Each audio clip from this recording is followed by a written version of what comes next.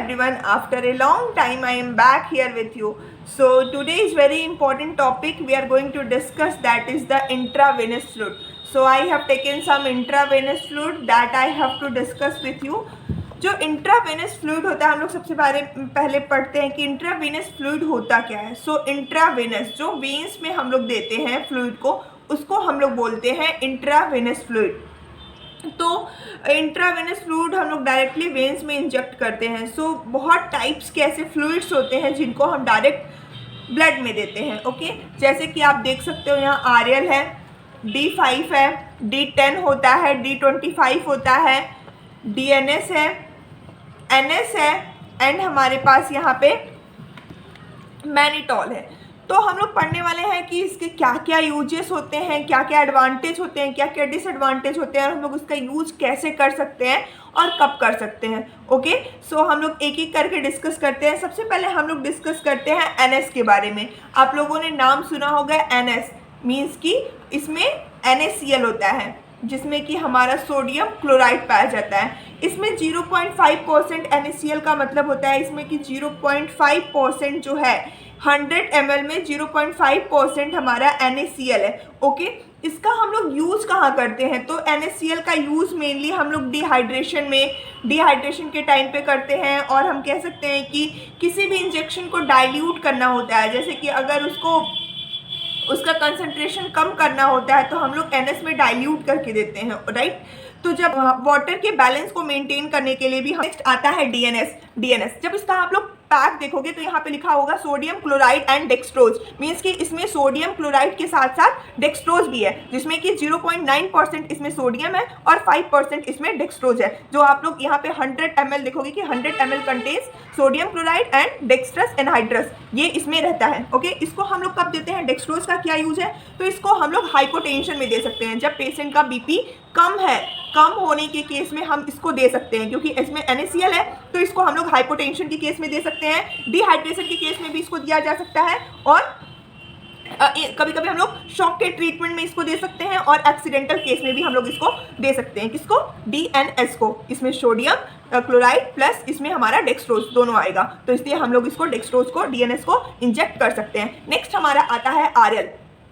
आप लोग देख रहे होगे यहाँ पे RL है. RL में यहाँ पे लिखा हुआ है compound sodium lactate injection, means कि इसमें रिंगल लैक्टेट है. रिंगल लैक्टेट में जो RL होता है उसमें बहुत सारे कंपाउंड्स होते हैं, जैसे कि sodium lactate, sodium chloride, potassium chloride, calcium chloride और वाटर. इसमें जो 100 ml का ये पैक है इसमें sodium lactate, sodium chloride. RL के बारे में हम लोग ने डिस्कस किया. इसका यूज़, मोस्ट इंपॉर्टेंट थिंग, इसका हम लोग यूज़ कहाँ करते हैं? तो इसको हम लोग डिहाइड्रेशन के टाइम पे यूज़ कर लेते हैं और मेनली हमारा electrolyte balance, that is the very important thing. Electrolyte balance करने के लिए हम लोग RL का यूज़ करते हैं, जिसमें क्योंकि हम लोगों ने अभी पढ़ा कि इसमें सोडियम क्लोराइड, पोटेशियम क्लोराइड है ना, तो सारे इसमें इलेक्ट्रोलाइट्स होते हैं, इसलिए इसको इलेक्ट्रोलाइट के बैलेंस करने के लिए हाइपोटेंशन के केस में और बर्निंग के केस में मतलब बहुत इंपॉर्टेंट है कि बर्न के केस में ये RL होता है, तो उसके लिए हम लोग यूज़ करते हैं. डायबिटिक पेशेंट के लिए भी हम लोग यूज़ कर सकते हैं, न्यूट्रिशनल डिफिशियंसी में भी हम लोग यूज़ करते हैं. Okay, so these are the most important use of the RL. Okay, ये डिपेंड करेगा पेशेंट के सीवियरिटी पे, पेशेंट की कंडीशन में, कि हम लोग को कितना यूज़ करना है, कितना इन्फ्यूज़ करना है. According to patient order, according to the doctor order हम लोग पेशेंट को इन्फ्यूज़ करते हैं. Okay, I am very sorry for that. And next हमारा आता है डेक्सट्रोज.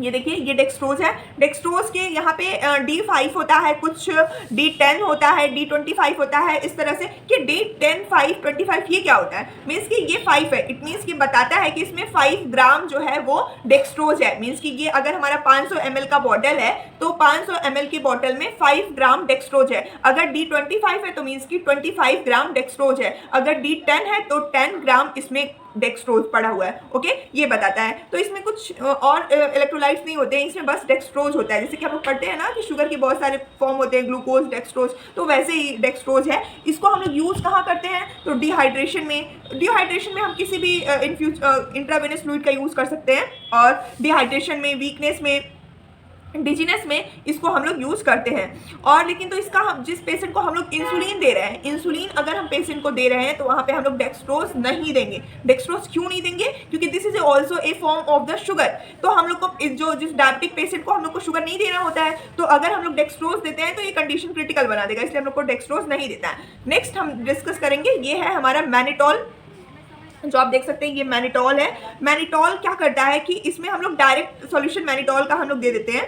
इसमें क्या है कि ये डायरेक्ट मैनिटॉल 20% यहाँ पे लिखा होगा, आप लोग देखना यहाँ पे 20% क्या है, मीन्स कि इस 100 ml वाटर, इस 100 ml सॉल्यूशन में हमारा 20 ग्राम मैनिटॉल का है। ये क्या करता है, ये increase the urine output, urine output को इंक्रीज करता है, जिसकी वजह से पेशेंट अगर फ्लूइड रिटेंशन ज़्यादा हो गया है या फिर हाइपरटेंशन ज़्यादा हो गया है तो उस केस में हम लोग पेशेंट को मैनिटॉल दे सकते हैं, जिससे कि उसका यूरिन आउटपुट बढ़ सकता है। ओके, और भी हमारे पास कुछ ये पैरासीटामॉल इन्फ्यूजन है। पैरासीटामॉल इन्फ्यूजन आप लोग को पता ही होगा, ये 100 ml का बॉटल है पैरासीटामॉल इन्फ्यूजन। पीसीएम जिसको हम बोलते हैं, पायरेक्सिया के केस में हम लोग देते हैं, फीवर के केस में हम लोग पीसीएम इन्फ्यूजन देते हैं। अगर पेशेंट का टेम्परेचर बहुत ज़्यादा है, ओरल से सही नहीं हो रहा है, तो हम लोग इन्फ्यूजन के थ्रू जाते हैं। ओके, नेक्स्ट और एनएस, ये सारे हमारे मोस्ट इंपॉर्टेंट थिंग है जिसको जानना बहुत ही ज़रूरी है, जो कि हमारे डेली लाइफ में इसको यूज़ करना होता है। So thank you so much. अगर आपको ये वीडियो पसंद आई हो तो लाइक और सब्सक्राइब जरूर करें। Thank you.